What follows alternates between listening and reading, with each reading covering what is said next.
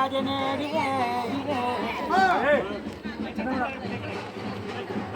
பாண்டவர்களும் துரியோதனாதியார்களும் அண்ணன் தம்பிகளாகிய இருவேர்களும் துரியோதனாகப்பட்ட பாவியானவர் பாண்டவர்களை எப்படியும் நாட்டை விட்டு விரட்ட வேண்டும் என்று அவன் சகுனியின் இடத்தில் மாமாக ஆண்டவர்களை இந்த நாட்டை விட்டு விரட்டி காற்றுக்கு அனுப்ப வேண்டும் என்று யோசனை செய்தார். அதற்கு என்ன செய்யலாம் என்று துரியோதனன் சகுனி இடத்தில் கேட்டால் சகுனியானவன் சொல்லுகின்றார், அப்பா மருமகனே, துரியோதனாக பாண்டவர்களை சூழ்ச்சியினால் தான் அவர்களை அனுப்ப வேண்டும். அவர்களை நாட்டை விட்டு விரட்ட வேண்டும் என்றால் உன் தந்தையாகிய திவ்யராட்சிகள் தர்மராஜனை சூதாட்டத்திற்கு அழைத்தால் போல் நீங்கள் எல்லாம் அவர்களை அழைக்க வேண்டும். சூதாட்டம் என்றால் தர்மராஜன் எப்படியும் வந்து விடுவார். அந்த சூதாட்டத்தில் நாமோ கபட நாடகத்தோடு சூதாடி பாண்டவர்களுடைய நாடு நகரத்தையும் பறித்து அவர்களுடைய தேசங்கள் எல்லாம் நம் கைவசமாக்கி அவன் தம்பிமார்களையும் தம் அடிமையாக்கி திரௌபதா தேவியையும் நமக்கு அடிமையாக்கி செய்து விடலாம் என்று சொன்ன உடனே தர்மராஜன் இடத்தில் போய், ஐயாகா தர்மபூபதிக்கு உங்கள் பெரியப்பா அழைத்தார்கள் என்று சொன்ன உடனே தர்மராஜன் பெரியப்பாவினுடைய வாக்குக்கு மறுபேச்சு பேசாமல் ஓடோடி வந்தான்.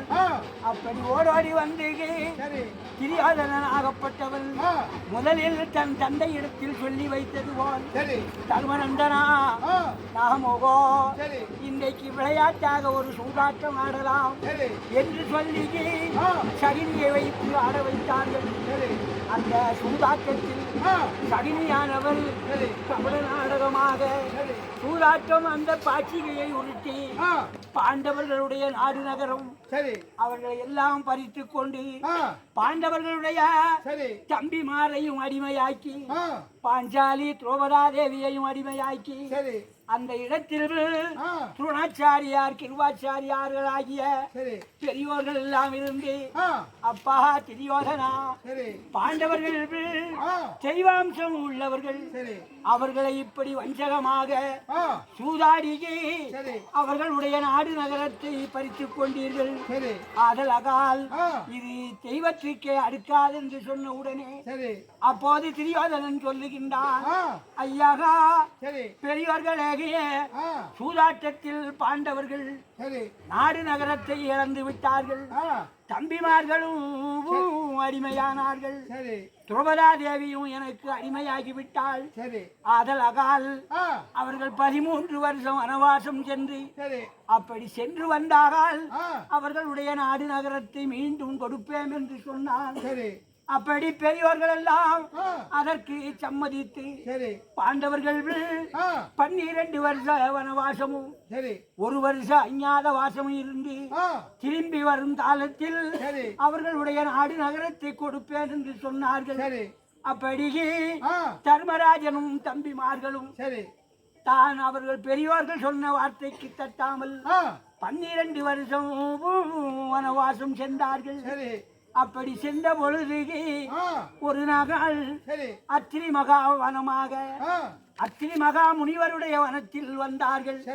அந்த வனத்தில் திரௌபதா தேவியும் அர்ஜுனரும், ஐயா இந்த வனம் மிக ரம்மியமாக இருக்கின்றது, சோலைகளே மிகுந்து இருக்கின்றது, இந்த வனத்தை சுற்றி பார்த்து வருவோம் என்று திரௌபதா தேவி அர்ஜுனனை அழைத்து இருவேறும் வந்த வனத்தை சுற்றி வந்தார்கள்.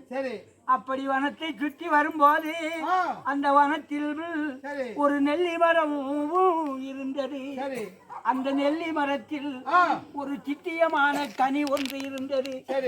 அந்த கனியை பாஞ்சாலியான திரௌபதா தேவி அந்த கனியை பார்த்து அர்ஜுனனிடத்தில், ஐயா இந்த கனியோ மிகவும் ரம்மியமாக இருக்கின்றது, இதை அறுத்து தாருங்கள் என்று கேட்டவுடனே அர்ஜுனனானவள் தன் கையில் இருந்த வில்லம்பினால் அந்த கனியை அறுத்து விட்டால் அந்த இறக்கி விடுங்க. அந்த கனியை அறுத்த உடனே பாஞ்சாலியின் கையில் கொடுத்த உடனே அந்த வனத்தில் இருக்கின்ற ரிஷிகள் எல்லாம் ஓடோடி வந்தார்கள். அப்படி வந்து அர்ஜுனனுடைய முகத்தை பார்த்து, ஐயாகா நீரோ நாட்டிற்கு அரசனாக இருக்கின்றீர், இந்த கனியனுடைய வரலாறு தெரியுமா? இந்த கனியானது 12 வருஷத்துக்கு ஒரு முறைதான் ஒரே கனிதான் அதில் வரும். அந்த கனியை இந்த வனத்துக்கு ரிஷியான ராஜா ரிஷியானவர் இந்த மரத்து அடியில் வந்து தவம் செய்வார். அந்த கனி அவருடைய கையில் தானாக வந்து இறங்கும். அந்த கனியை புசித்த உடனே எங்களுக்கும் பகிர்ந்து கொடுத்து மோட்சகதி கிடைக்கும். அப்பேற்பட்ட கனியை நீங்கள் அறுத்து விட்டீர்கள். இன்னும் சற்று நேரத்தில் வருவார். இந்த கனியினுடைய வரலாறு என்னவென்றால் 12 வருஷத்துக்கு ஒரு தரம் 2 வருடம் பிஞ்சாகி 2 வருடம் காயாகி இப்படி 12 வருடத்தில் கனிந்து அந்த ரிஷியினுடைய கையில் வந்து விழும். அப்பேற்பட்ட கனியை நீங்கள் இப்போது அறுத்து விட்டீர்கள். அந்த ரிஷியானவர் இன்றைக்கு வருகின்ற காலம். அப்படி ரிஷியாக வந்து கனியை இல்லாத போது, கனி இல்லாத நேரத்தில் இந்த கனியை பறித்தவர்களை கல்லாக போக கடவது, மண்ணாக போக கடவது என்று சபித்து விடுவாரே. அதனால் அப்பேற்பட்ட பாவத்துக்கு நீங்கள் ஆளாகிவிட்டீர்கள். ஐயாகா அர்ஜுனாக பெண் பேச்சை கேட்டு பேரையாய் ஆகிவிட்டீர்கள். இந்த கனியினுடைய வரலாறு இப்படி என்று சொன்ன உடனே அர்ஜுனனான கண்ணீர் வடித்து இதற்கு என்ன செய்வோம் என்று சொல்லி அந்த கனியை கையிலே எடுத்துக்கொண்டு துரோபதா தேவியும் அர்ஜுனனும் தர்மராஜனிடத்தில் ஓடோடி சொன்னார்கள். அங்கு ஓடோடி சொன்ன உடனே தர்மராஜன் இந்த கனியினுடைய வரலாறை எல்லாம் தெரிந்து, ஐயோ பட்ட இடமே படும், கெட்ட குடி போல் கெடும் என்று நாமோ திரியோதனிடத்தில் ஆடி நகரத்தை சூதாட்டத்தில் இழந்தோம். அவனுக்கு அடிமையாக இருக்கின்றோம். இப்படி வனாந்தரங்களை அலைகின்றோம். இந்த நேரத்தில் இப்பேற்பட்ட ஒரு துன்பம் வந்ததா, என்ன செய்வோம் என்று உடனே தம்பியாக கடைபடு தம்பியாகிய சகாதேவன், ஐயாகா அண்ணா வருத்தப்பட வேண்டாம், ஆபத் பாண்டவன் ஆகிய அந்த கிருஷ்ண பகவான் நமக்கு இருக்கின்றார், அவரை இப்போது நாம் நினைப்போம் என்று சொன்ன உடனே அப்படி நினைத்த உடல் கிருஷ்ண பகவான் ஓடோடி வந்து தர்மராஜனை கண்டு, ஐயா எதற்கு வருத்தப்படுகின்றீர்கள் என்று கேட்ட உடனே நடந்த விருத்தாந்தத்தை எல்லாம் தர்மராஜன் விவரமாக சொன்ன உடனே, ஆகா அப்பேற்பட்ட முனியினுடைய கனியை நீங்கள் அறுத்தது மகா பாவம், அவர் இன்னும் சற்று நேரத்தில் வருவார் போல் தெரிகிறது. தர்மநந்தனா, நான் ஒரு உபகாரம் சொல்லுகிறேன் கேள்.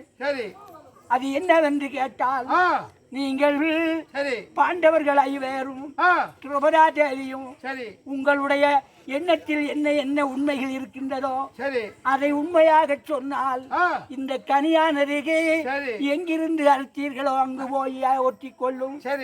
அதனால் உத்தது சொன்னால் அத்தது பொருந்தும் என்று பெரியவர்கள் சொல்லி இருக்கிறார்கள் என்று சொல்லி தர்மராஜனிடத்தில் கனியை கொடுத்து அந்த நெல்லி மரத்து அடியில் போய் நின்று ஒவ்வொருத்தரும் தங்களுடைய மனதில் உள்ள குறை நிறைவுகளை உண்மையாக சொன்னார்கள்.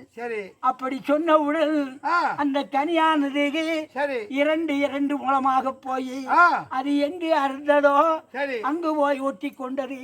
பகவான் ஆகப்பட்டவர் இவர்களுக்கு காட்சி கொடுத்து அந்த முனிவர் அந்நேரம் வந்து அந்த கனியையும் பகிர்ந்து அந்த முனிவர் இடத்தில் கொடுத்து எல்லாரும் புசித்து எல்லாரும் நன்மை அடைந்தார்கள். கொலை போடுங்க.